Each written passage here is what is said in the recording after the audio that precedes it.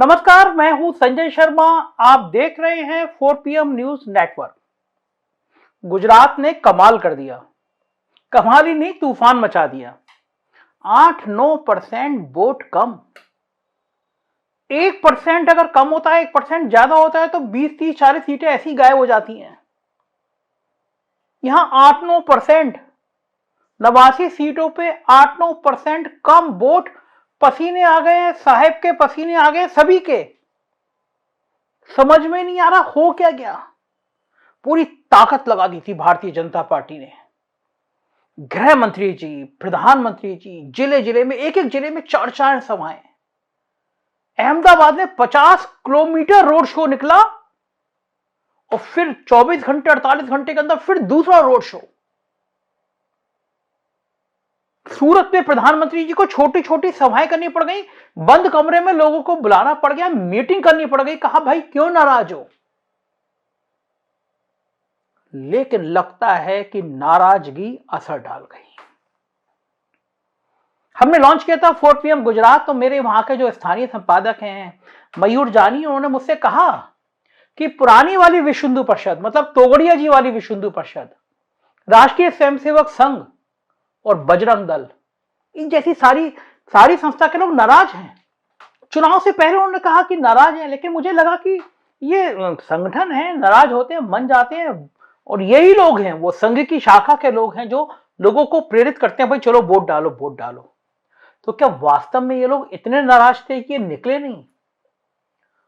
नहीं तो फिर वोट डालने नहीं गए। तो गोदी मीडिया ने रिकॉर्ड तोड़ दिया था। जब प्रधानमंत्री जी का रोड शो निकल रहा था तो मैं देख रहा था एबीपी चैनल, उसके एंकर इतने उत्साह में थे और कह रहे थे कि देखिए हमारे प्रधानमंत्री जी की दुश्मन देश भी बहुत तारीफ करते हैं, अमेरिका, रशिया, बांग्लादेश, पाकिस्तान। मैं चौंका कि शत्रु राष्ट्र कह रहे हैं, तो ये बड़े चैनल के लोग हैं, सही कह रहे होंगे। मैंने वो भारत सरकार की शत्रु राष्ट्र वाली सूची देखी, लेकिन पाकिस्तान तो मुझे उस सूची में कहीं नजर ही नहीं आया। फिर पता चला कि पाकिस्तान को भारत सरकार ने शत्रु राष्ट्र घोषित नहीं किया है। फिर मुझे याद आया कि शत्रु राष्ट्र कैसे होगा। अपने प्रधानमंत्री जी तो नवाज शरीफ जी को हैप्पी बर्थडे कहने के लिए उन्होंने जहाज ही उतरवा दिया था पाकिस्तान में। तो पाकिस्तान हमारा शत्रु राष्ट्र नहीं है। चुनाव में पाकिस्तान काम आता है, विरोध करने के काम आता है।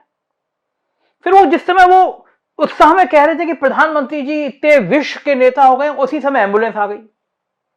और वो एम्बुलेंस देख के उनकी आंखें इतनी ज्यादा खुश हो गई कि देखिए प्रधानमंत्री जी ने एम्बुलेंस को रास्ता दे दिया, ये है प्रधानमंत्री जी। लेकिन मैं आज सुबह उठा तो मैंने देखा कि लोगों ने ट्रोल कर दिया उसी एम्बुलेंस को लेकर। कहा कि भैया यही स्क्रिप्ट हर जगह कैसे काम आ सकती है, हिमाचल में, गुजरात में 3 बार ये एम्बुलेंस कैसे आ सकती है। एक साहब ने एसपीजी के नियमों का हवाला दिया कि जहां प्रधानमंत्री जिस काफले में चल रहे हैं उसके पीछे से एम्बुलेंस आ ही नहीं सकती। एक जने ने कहा कि साहब उस पे तो नंबर नहीं थे, और एक साहब ने तो कमाल कर दिया। उन्होंने उस काफले में एक एक्चुअल वाली एम्बुलेंस का फोटो डाल दिया। प्रधानमंत्री जी का काफला जा रहा है और एम्बुलेंस फंसी हुई है, और लोगों ने कहा कि देखो ये असली एम्बुलेंस है जो फंसी हुई थी, और नकली वाली एम्बुलेंस को रास्ता दे दिया गया जिससे मीडिया मैनेजमेंट हो।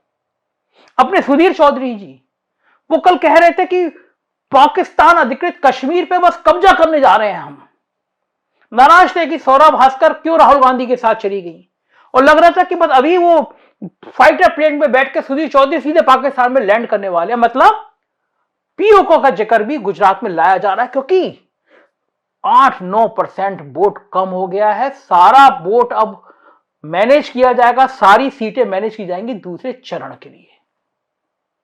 है क्या मामला, क्यों हुआ, मैं आज इस वीडियो में आपको डिटेल से बताऊंगा कहानी क्या है। एक बहुत बड़े अफसर, रिटायर्ड अफसर हैं, उन्होंने मुझे एक मैसेज भेजा और कहा कि मोरबी का पुल जहां पे 145 लोगों की डेथ हो गई, उन्होंने मुझे मैसेज भेजा कि भाई वहां पे एक आरटीआई मांगी गई है। तो उन साहब ने मुझे मैसेज भेजा कि कहा कि जब प्रधानमंत्री जी गए मोरबी के लोगों को श्रद्धांजलि देने के लिए, तो उस आयोजन में 30 करोड़ रुपए खर्च हुए। और उन्होंने बताया कि आरटीआई से उनको जानकारी मिली कि 8 करोड़ रुपए में वो अस्पताल, पेंटिंग, फर्नीचर, बिस्तर, सारे जहां पे वो घायल रखे गए थे। आपको याद होगा एक व्यक्ति की टांग में छोटा सा प्लास्टर चढ़ा था, वो घर चला गया था, लेकिन प्रधानमंत्री जी आए तो फिर उसकी पूरी टांग में प्लास्टर चढ़ गया। फिर वो फोटो वायरल हुआ। तो उन्होंने बताया कि 8 करोड़ रुपए उस अस्पताल की पेंटिंग, बाकी फर्नीचर, सामान में खर्च हुए। 11 करोड़ की नई सड़कें बनी। 3 करोड़ रुपए प्रधानमंत्री जी के स्वागत में खर्च हुए। 2.5 करोड़ रुपए उनकी सिक्योरिटी में खर्च हुए। 2 करोड़ रुपए उस इवेंट के मैनेजमेंट में खर्च हुए। प्रधानमंत्री जी जाते हैं तो वहां पे इवेंट कंपनियां आए, हमारे उत्तर प्रदेश में भी आते हैं तो इवेंट कंपनियां आए, उसका खेल अलग होता है। उत्तर प्रदेश के अफसर उस इवेंट के कमीशन के खेल में बड़े फंसे रहते हैं, हमने कई बार बताया भी है। और 50 लाख रुपए फोटोग्राफी, ये बड़ा इंपॉर्टेंट पार्ट है, बिना फोटो के होता नहीं है। और यानी कुल मिलाकर उनका कहना है कि 30 करोड़ रुपए इस इवेंट में खर्च हुए, जबकि मामला सिर्फ 2 करोड़ का था। मतलब पुल की रिपेयर के लिए 2 करोड़ रुपए दिए गए थे, ठेका 2 करोड़ का था, जो बल्ब और रॉड बनाने वाली, घड़ी बनाने वाली कंपनी को दे दिया गया था, लेकिन आयोजन में 30 करोड़ रुपए खर्च हो गए। ये उनका मैसेज है, मैं इसकी पुष्टि नहीं करता। मैं भी उनसे कहा है कि आरटीआई की कॉपी मुझे उपलब्ध कराइए तो हम अपने अखबार में छापेंगे, लेकिन अभी उनका मैसेज आया तो मैं इसलिए बता रहा हूं कि गुजरात के लोग बहुत चैनल देख रहे हैं। नया हमारा 4PM गुजरात, हजारों सब्सक्राइबर हो गए हैं, तो गुजरात के लोगों को जानकारी हो तो प्लीज मुझे मेल कीजिएगा, मैं और डिटेल में इसमें इन्वेस्टिगेशन करूंगा। अब बात करता हूं डिटेल्स में आज के खेल की। प्रधानमंत्री जी अहमदाबाद में रोड शो निकाल रहे हैं, भयंकर मेहनत कर रहे हैं क्योंकि दूसरे चरण में बची हुई सीटें किसी तरह रिपेयर पूरी हो जाए। असल में जिन 89 सीटों पर वोट डाले गए हैं, वहां के गिरते हुए मत प्रतिशत ने बॉस और उनके दोनों टास्क मास्टर, गांधीनगर वाले और हिमाचल वाले, उन दोनों के होश उड़ा दिए हैं। लेकिन अंदरूनी सूत्र ये दावा कर रहे हैं कि बॉस के होश भले उड़ गए हों, लेकिन भारतीय जनता पार्टी की रीढ़ माने जाने वाले आरएसएस, बजरंग दल और वेव के लोग अंदर खाने बड़े खुश हैं। ये लोग कह रहे हैं कि घर में बैठे बैठे वोट प्रतिशत को इन लोगों ने घटाने का काम, गिराने का काम किया है। अब बॉस आखिर करे तो करे क्या? एम्बुलेंस वाले खेल के लोग कह रहे हैं ये स्टंट इतना हो चुका कि लोग इस स्टंट के आदी हो गए हैं। अब लोग पूछ रहे हैं कि ये एम्बुलेंस आखिर तब कहां थी जब कोरोना की पहली और दूसरी लहर में लोग मर रहे थे? तब ना बॉस दिख रहे थे और ना एम्बुलेंस। यहां तक कि स्वास्थ्य मंत्री भी नहीं दिख रहे थे, दिख रहे तो सिर्फ एक आईएएस अधिकारी लव अग्रवाल, क्योंकि इन्हीं बेचारे को बॉस और उनके लोग पत्रकारों का बाउंसर झेलने के लिए भेज दिया करते थे। उधर पहले चरण की वोटिंग के दिन सुबह ही सुबह रवीश कुमार ने यूट्यूब पर आकर अलग बम फोड़ दिया। गनीमत यह रही कि अब तक के बॉस के बदजुबान प्रवक्ताओं ने यह नहीं कहा कि रवीश कुमार के यूट्यूब पर अचानक प्रकट हो जाने से वोटिंग परसेंटेज कम हुआ है, क्योंकि रवीश ने सुबह सुबह लोगों को बरगलाकर बूथ तक पहुंचने से रोक दिया। हालांकि एसआर के पूर्व अधिकारी और भाजपा सांसद निशिकांत दुबे तो रवीश के यूट्यूब एक्सेस से इतना घबरा गए, उसकी सफलता से इतना घबरा गए कि वो यूट्यूब चैनलों पर लगाम कसने के लिए कानून बनाने तक की बात कर रहे हैं।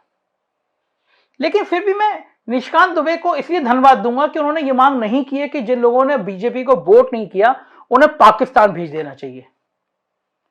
शायद दुबे जी पाकिस्तान का वीजा डिपार्टमेंट गिरिराज सिंह के पास ही बने देना चाहते हैं, इसीलिए उन्होंने अभी तक ये डिमांड नहीं की है। लेकिन समस्या सिर्फ निशिकांत दुबे की नहीं है, बल्कि उन सभी 300 सांसदों और 2 दर्जन 3 दर्जन कैबिनेट मिनिस्टर की है जो गुजरात के गांव-गांव और शहरों की एक एक गली को नापते फिर रहे थे। 27 सालों के बाद भी फिर कमल खिलाने को कह रहे थे। लेकिन गुजरात के वोटर है कि अपनी जवानी सिलकर बैठे, कोई बोल ही नहीं रहे। और जब वोट डालने निकले तो बॉस के दोनों टास्क मास्टर के हाथ पैर फूलने लगे और बूथ पर संघ के कार्यकर्ताओं को ढूंढ रहे थे, लेकिन संघी भाई लोग तो नजारे थे, उन्हें दिखते कहां से। जिस समय बॉस अपनी नाक बचाने के लिए गुजरात में खुद और उनकी एम्बुलेंस भी दिन रात एक किए हुए, उस समय मोहन भागवत पटना में संघ मुक्त भारत का नारा देने वाले नीतीश कुमार की पार्टी के नेता अशोक चौधरी की बेटी की शादी में नीतीश कुमार के बगल में बैठकर दावत उड़ा रहे हैं। तो ऐसे में आप खुद ही अंदाजा लगा लीजिए कि संघ के स्वयं सेवकों को संदेश साफ है कि स्वयं सेवकों स्वयं की ही सेवा करो, बॉस की सेवा में 8 दिसंबर के बाद लगना है। शायद बॉस संघ को इस चुनाव में समझ चुके हैं, तभी वो इमोशनल कार्ड खेल रहे हैं और तभी कैमरे के साथ एम्बुलेंस भी लेकर चल रहे हैं। जिन 89 सीटों पर वोटिंग हुई है उसमें सूरत शहर भी है। सूरत मतलब सिर्फ गुजरात ही नहीं बल्कि पूरे देश की आर्थिक गतिविधियों का इंजन है। आज से ही नहीं बल्कि सैकड़ों सालों से पिछली बार इसी सूरत शहर ने 16 में से 15 सीटें बीजेपी को देकर बॉस की लाज बचा ली थी, उनका झोला उठने से रोक दिया था। लेकिन इस बार ना सिर्फ सूरत बल्कि पूरे साउथ गुजरात में भाजपा का चक्का फंसा हुआ है। आम आदमी पार्टी ने सूरत में, जबकि कांग्रेस ने बाकी साउथ गुजरात में बॉस के कमल को खिलने के लिए कहीं कहीं कीचड़ जमा होने ही नहीं दी है। नौबत तो यहां तक आ गई कि बॉस के गांधीनगर वाले टास्क मास्टर को 2002 के दंगों की याद दिलानी पड़ी। उनके याद दिलाते ही दंगों के पोस्टर बॉय अशोक मोची ने सुर्खियां बटोली, पूरा खेल उलट दिया। हमारे मयूर जानी ने अशोक मोची का इंटरव्यू किया और उस इंटरव्यू ने पूरा माहौल बना दिया। अशोक मोची ने जो जो कुछ कहा उसने सांसें रोक दी। ऊपर से बचा खुचा काम खड़गे साहब ने चाय वाला बनाम जिसकी कोई चाय भी नहीं पीता, इसकी बहस छेड़ दी। खड़गे साहब ने कहा कि मोदी जी आपकी तो चाय वाकई अच्छी बनाते थे, लोग आपकी चाय तो पीते थे, लेकिन हम उस इलाके से आते हैं जहां पे हमारे हाथ के लोग चाय नहीं पीते थे। दरअसल खड़गे साहब दलित बिरादरी से आते हैं और खड़गे साहब ने मैसेज दे दिया कि लोग दलितों की तो चाय तक नहीं पीते थे। इंटायर पॉलिटिक्स साइंस के इकलौते डिग्री धारक विद्वान बॉस की तुलना तीनों लोकों के सबसे बड़े विद्वान रावण से कर दी। और इन सब जवानी जंग के बीच जगदीश ठाकुर और ईशुदान गढ़वी ने खुद को पिछड़ा वर्ग का बताना शुरू कर दिया। अब बॉस करे तो क्या करे। चाय वाला नैरेटिव खड़गे साहब ने खत्म कर दिया, जबकि मैं पिछड़ा हूं वाला नैरेटिव जगदीश ठाकुर और ईशुदान गढ़वी ने खत्म कर दिया।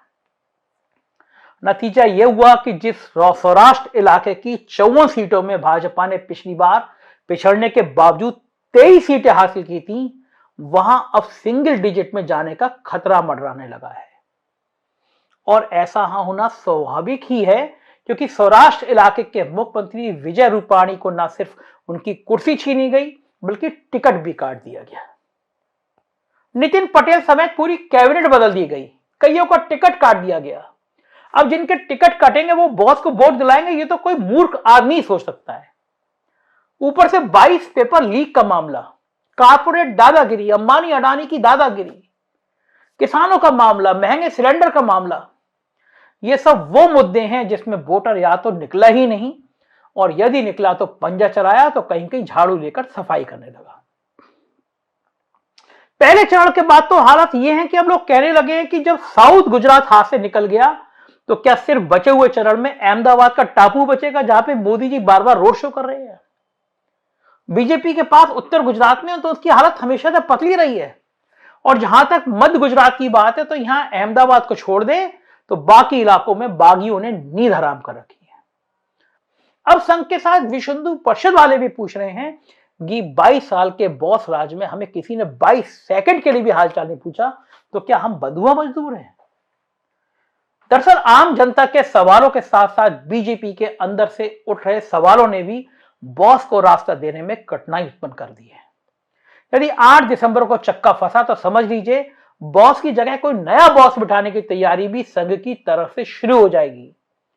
आखिर सिर्फ नीतीश कुमार के साथ बैठकर डिनर करने तो मोहन भागवत पटना गए नहीं, और कम परसेंटेज को लेकर अलग अलग बातें हो रही हैं। इंडियन रेवेन्यू सर्विस के क्लास 1 अफसर है दिनेश के वोरा जी, मुंबई रहते हैं, गजब का आकलन करते हैं, गजब की स्ट्रेटेजी करते हैं, और एक एक बूथ का उन्होंने अध्ययन किया है। डिबेट में मेरे साथ थे, उन्होंने पूरी कैलकुलेशन करी। उन्होंने कहा कि अगर 1% वोट कम होता है मतलब बीजेपी की इतनी सीटें कम होती है, तार्किक आधार पर कहा है। जरा सुनिए बोरा जी का निष्कर्ष, और आप मानेंगे कि यह बोरा जी का निष्कर्ष कहीं ना कहीं हकीकत के बहुत करीब है। 3 राज्यों के चुनाव, हिमाचल, गुजरात, दिल्ली को भी मैं उसी में गिनूंगा, एमसीडी का चुनाव है। एक पैराडाइम शिफ्ट ये है कि इसमें हिंदू मुस्लिम कार्ड नहीं चला। ये एक बड़ा बदलाव है लोगों की मानसिकता में कि कौन से मुद्दों को स्वीकार करना है और रद्द करना है। मंदिर मस्जिद भी नहीं चलता है यहां पर। तीसरा पैराडाइम शिफ्ट, गुजरात के अंदर कुछ माफियाकरण हुआ है, सबसे बड़ा ड्रग्स का माफिया। अब उसको मैं बाद में जोड़ने जा रहा हूं, इलेक्शन फंड से मैं आपको बताऊं। सबसे बड़ा ड्रग्स का माफिया, नकली शराब का माफिया। और मेरे प्रोग्राम आपके चैनल पे आए हुए हैं कि जब ड्रग्स का माफिया एक्टिवेट होता है तो साथ में हवाला करेंसी का माफिया भी एक्टिवेट हो जाता है और सोने का माफिया भी एक्टिवेट होता है। तो इस टाइम जो डेन ऑफ द माफिया है वो गुजरात है। और 173 करोड़ में से अगर 164 करोड़ 94% फंड अगर एक पार्टी को जाते हैं तो आप सोचिएगा कि राजनीति का भी माफियाकरण हुआ है गुजरात के अंदर। अब इससे ज्यादा मैं क्या कह सकता हूं। दूसरी बात यह है कि मेरी एक और ऑब्जर्वेशन है। मैंने 2012 और 2017 के चुनावों को बहुत माइन्यूटली चेक किया, एग्जामिन किया, और कुछ फाइंडिंग्स है मेरी, फाइंडिंग्स नहीं, ऑब्जर्वेशन कहा जाएगा इन्हीं 89 सीटों का, कि उनमें क्या बदलाव आते हैं। हालांकि उसमें एक तीसरा खिलाड़ी भी आता है, लेकिन सौराष्ट्र के मामले में वो इतना बड़ा खिलाड़ी नहीं है, ईसुदान गढ़वी को छोड़ दिया जाए तो। वो ये था कि 2012 में जो हमारा वोटिंग था 71.4% था, और जो 2017 में जो वोटिंग था जो 67.4%, सिर्फ 4% का फर्क था। 4% डाउन होता है। बीजेपी की सीटें इस 4% वोटिंग के डाउन होने से 68 से घटकर 41 होती हैं, और कांग्रेस की सीटें 22 से बढ़कर 38 होती हैं। ये ऑब्जर्वेशन का अब मेन हिस्सा। हर 1% जो डाउन होता है वोटिंग के अंदर, बीजेपी 3 सीटें गवा देती है इस 89 सीटों में, और हर 1% के डाउन होने पर कांग्रेस 4 सीटें गेन कर लेती है। ये मैं बता रहा हूं आपको, ये इन 89 सीटों का आकलन है कि with every 1% down in the voting, BJP loses 3 seats and Congress gains 4 seats. तो इसलिए वो 22 से 38 पे पहुंचते हैं, और ये 68 से 41 पे। और इस बार सौराष्ट्र का जो डाउनफॉल है वो सिग्निफिकेंट है, बहुत बड़ा है। वो 7% नहीं है, उससे भी बड़ा है, मैं आपको बताऊं, क्योंकि वहां पे साउथ गुजरात को मिलाकर आप 60% की बात कर रहे हैं। साउथ गुजरात में वोटिंग ज्यादा हुई है, और खासतौर ट्राइबल एरिया में भी ज्यादा हुई है। तो ये एक मेजर ऑब्जर्वेशन था इसके अंदर। तीसरी बात, राजकोट के अंदर मीटिंग होती है रात के समय, बिल्कुल चुनावी रात को एक तरीके, और उसपे सारे बीजेपी के बड़े बिग से, मैं नाम नहीं लेना चाहूंगा, जहां पर डैमेज कंट्रोल करने की बात होती है कि जो बगावती सुर है उनको कैसे मनाया जाए, और काफी हद तक वो उसमें कामयाब होते हैं। मैं आपको बताऊं, पूरी रात मीटिंग चली है कि सुबह तक कुछ उनको डैमेज कंट्रोल किया जाए, और वो कामयाब हो जाते हैं। आप सोचिए कि इमरजेंसी सिचुएशन किस हद तक चल रही है। तीसरी बात आपकी, यहां पर जो रोड शो होता है, रोड शो किस बात का इंडिकेशन है? जो 30-40 किलोमीटर का है, 14 कॉन्स्टिट्यूएंसी कवर की है इसके अंदर प्रधानमंत्री जी ने, 14 कॉन्स्टिट्यूएंसी। एक बात तो मानने की है कि इनकी लगभग जो सारी की सारी सीटें सौराष्ट्र से और साउथ गुजरात से आई थी, कुछ ऐसा अंदेशा है कि यहां पर कुछ लॉसेस होने जा रहे हैं, कुछ नुकसान हो सकता है। उस नुकसान की भरपाई कहां से करेंगे? देखो, 2 चीजें बचती हैं, एक नॉर्थ गुजरात और एक सेंट्रल गुजरात, जिसमें आपका अहमदाबाद और वडोदरा आते हैं, और नॉर्थ में आपका बनासकांठा और बाकी चीजें आती हैं। अब नॉर्थ गुजरात की सीटें 32, 33, 34 हैं, वो कांग्रेस का गढ़ रहा है। वहां पे एक फैक्टर और काम कर रहा है 6-7 सीटों के ऊपर, वो है जय नारायण व्यास। मैं आपको बता दूं, उनकी सीट सिद्धपुर है, लेकिन 6-7 सीटों पर उनका बहुत बड़ा प्रभाव है, और अब उन्होंने कांग्रेस ज्वाइन की। वो इंटेलेक्चुअल फेस भी है, और नर्मदा का जो सारा प्रोजेक्ट है वो बेसिकली ये इस इंटेलेक्चुअल फेस का सारा प्रोजेक्ट है। मैं आपको बताऊं, जय नारायण व्यास का, जिनके शो पे हर हफ्ते मैं जीएसटीवी पे रहता ही हूँ, वो परम मित्र भी हैं और मेरे लिए गुरु भी हैं, मार्गदर्शक भी हैं। उनका आशीर्वाद भी मुझे हमेशा मिलता रहता है, हमेशा बात भी हम करते रहते हैं। इससे ज्यादा मैं उनके बारे में कुछ कह नहीं पाऊंगा मैं आपसे। लेकिन वहां पर जो बीजेपी जो डेंट मारना चाह रही थी चौधरी समाज के द्वारा और बाकी समाज के द्वारा, वो डेंट अब नहीं पड़ रहा है। कांग्रेस वहां पे सीटें रिटेन कर जाएगी। अब सेंट्रल गुजरात में ऑलरेडी गढ़ था। अब जो लॉसेस आ रहे हैं, अब अपेक्षित लॉसेस जो मैं सोचता हूं कि शायद होंगे, वो लॉसेस रिकवर कहां किए जाए? ऑलरेडी आपके पास इतनी ज्यादा सीटें हैं अहमदाबाद और वडोदरा के अंदर कि उसको क्या किया जाए। यहां पे AIMIM पिक्चर में आता है कि कैसे भी करके उनकी 30 सीटों पे खड़े करके मुस्लिम वोट बैंक को कहीं ना कहीं करके कांग्रेस को डेंट मार दिया जाए, या आम आदमी पार्टी को डेंट मार जाए। लेकिन आम आदमी पार्टी सेंट्रल गुजरात में कहीं पिक्चर में नहीं है, मैं आपको पहले बता दूं। वो सिर्फ कोई एक आधा इक्का दुक्का सीट जीत जाए तो जीत जाए। वहां की जो टोटल मिला के 53 सीटें, वहां पे आम आदमी पार्टी नहीं है। उनके गढ़ का वोटिंग खत्म हो गया इस समय।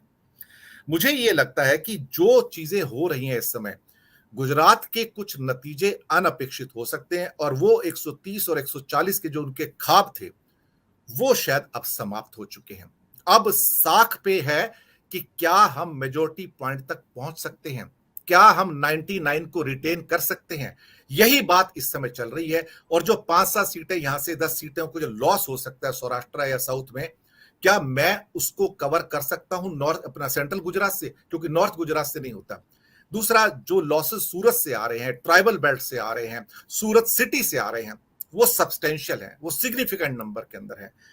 अब समस्या ये पैदा होती कि उसको कॉम्पनसेट कहां किया जाए। उसके लिए मोदी जी ने सारे साम दाम दंड भेद, जब उनको राहुल गांधी से ट्रिगर पॉइंट नहीं मिलता है तो अपने ही पुराने जो नीच नाली का कीड़ा, मौत के सौदागर सब निकाल के लाते हैं और फिर कहते हैं देखिए गुजरात की अस्मिता का सवाल है, ये गुजरात के दुश्मन है, इनको आप सबक सिखाइएगा, ना जाने कितनी बातें कही। और कल तो अमित शाह जी ने भी कह दिया, वो सम्मानीय गृह मंत्री हैं, कि मोदी जी का अपमान गुजरात का अपमान है, आप क्या उनका अपमान सहेंगे क्या। ये लास्ट डिच एफर्ट है जहां पे लोगों की जो एक भावनात्मक जो शैली होती है उसको प्रभावित कैसे किया जाए। चीजें तो बहुत सारी हुई हैं, लेकिन मैं ये समझता हूं कि अब चीजों को रिट्रीव करने की कोशिश हो रही है। जो डैमेज था वो तो हो चुका है, लेकिन सेकंड फेज के अंदर चीजें शायद इतनी रिकवर ना हो पाए, क्योंकि डैमेजेस आर वाइड स्प्रेड। कितने होंगे मैंने वोट परसेंटेज से आपको बताया है। इस बार आप है तो कुछ उसका डैमेज कम तो होगा, लेकिन विद एवरी परसेंटेज डाउन किसका नुकसान होगा वो पहले हमें पता है, लेकिन उसी ट्रेंड में शायद हो सकता है। एक चीज और इंपॉर्टेंट, लास्ट का पॉइंट है मेरा, बाहर कौन निकला है वोट देने के लिए और बाहर कौन नहीं निकला, ये सबसे इंपॉर्टेंट पॉइंट था। क्या बीजेपी का कमिटेड वोटर बाहर निकला? क्योंकि आरएसएस की बहुत शाखाएं हैं वहां पर, उनका कमिटेड वोट बैंक है, उसमें वीएचपी और बजरंग दल के लोग भी हैं। क्या उनके लोग बाहर नहीं निकले, या फिर जो फ्लोटिंग वोटर था वो बाहर नहीं निकला?